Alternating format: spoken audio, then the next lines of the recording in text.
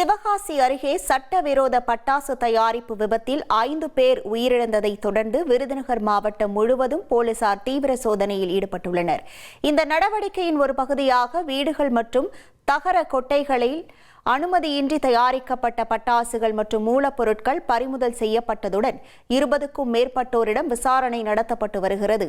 மேலும் சிவகாசி புறவழி சாலையில் உள்ள ஒரு பட்டாசு கடைக்கு அருகே அனுமதி இல்லாத கட்டிடங்களில் சுமார் 75 லட்சம் ரூபாய் மதிப்பிலான பட்டாசுகள் பதுக்கி வைக்கப்பட்டிருந்தது கண்டுபிடிக்கப்பட்டது.